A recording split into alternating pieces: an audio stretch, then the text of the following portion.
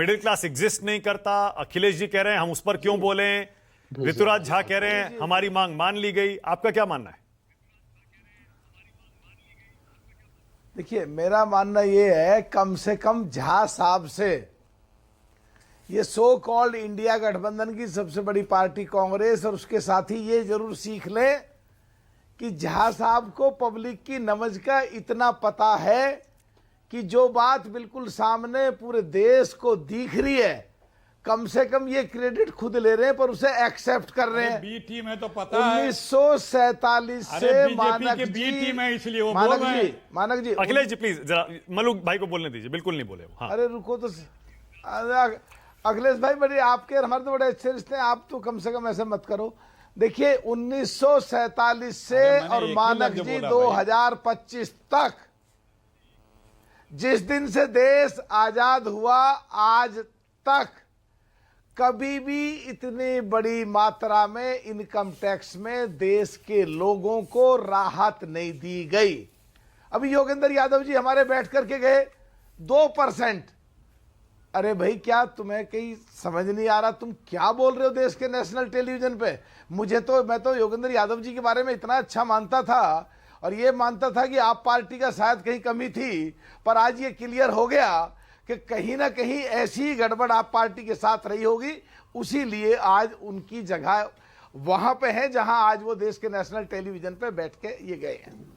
और ये तो हमारे किदवई साहब तो इतने अच्छे, इतने इंटेलिजेंट, इतने समझदार लोग हैं।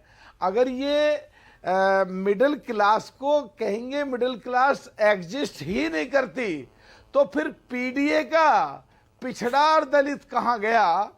अपने नारे के खिलाफ ये कैसे बोल सकते हैं? हाँ, पिछड़े और दलित को आपने और गरीब बना कमी दिया निकालनी है तो निकालें, पर और सुनो, उनको उनमें और कोई कमी निकालें आज के बजट में तो निकालें, पर जिससे पिछड़ों को और दलितों को फायदा हुआ, जो नौकरी करने वाले लोग हैं, जिन पे 500 रुपये और 1000 रुपये की बहुत बड़ी वैल्यू होती है, उनके बच्चे पे खाने के बाद आइसक्रीम का या जन्मदिन पे तोहफे के लिए अगर एक इतनी बड़ी एक छूट मिली है, कम से कम देश के नेशनल टेलीविजन पे बैठ के ऐसी बात मत करो। सो कॉल्ड इंडिया गठबंधन का तो काम पहले ही लड़के मर के कट के हो ही गया। यूपी में कांग्रेस आपको सपोर्ट कर रही है, समाजवादी को, समाजवादी यहाँ दिल्ली में कांग्रेस को खिलाफ कर रही है, कांग्रेस के खिलाफ चुनाव लड़ रही है, पूरे देश में माहौल है। ऐसे देश के नेशनल टेलीविजन पे बैठ के बोलेंगे तो कैसे लड़ पाओगे एनडीए से? और विपक्ष का इतना जरूरी है मजबूत होना, वो देश के लिए बहुत जरूरी है। ऐसे बात करेंगे तो विपक्ष बिल्कुल खत्म हो जाएगा। मेरे हिसाब से ये मानक जी ठीक नहीं है। और जो आज खुशी की लहर पूरे देश में है, वो नौकरी करने वाले लोग पूरे खुश हैं और उसका असर आने वाले हर चुनाव में, दिल्ली के चुनाव में भी, पूरे देश के आने वाले चुनाव में भी सब पे असर दिखाई देगा। ठीक है अजय आलोक, जल्दी से टाइम खत्म हो रहा है। अजय आलोक, कोई कमेंट आपका? असर शेयर मार्केट पे भी पड़ा है, धड़ाम से गिरा है। मैं बस थोड़ा सा ज्ञानवर्धन कर रहा हूं, थोड़ा सा, ज्यादा नहीं, क्योंकि ज्यादा करने का फायदा नहीं है। नेशनल स्टॉक एक्सचेंज में कौन इन्वेस्ट करता है? जरा नेशनल स्टॉक एक्सचेंज खोल लीजिए, उसमें यूजर्स की संख्या देख लीजिए, कितने अकाउंट्स हैं। 20 करोड़ अकाउंट पार कर चुके हैं नेशनल स्टॉक एक्सचेंज में। ठीक है, आज हमारी कोशिश ये है, पॉजिटिवली सोचिए, 12 लाख का फ्री इसलिए नहीं किया गया कि लोगों को राहत भी मिली, राहत तो है ही। हम चाहते हैं कि अभी भी इनफॉर्मल इकोनॉमी में जो लोग जुड़े हुए हैं, जैसे मेरे घर के बाहर में पार्क के सामने फुचका वाला फुचका लगाता है, अब वो 50,000 रुपया कमाता है महीने का, लेकिन वो इनकम टैक्स फाइल नहीं कर रहा है।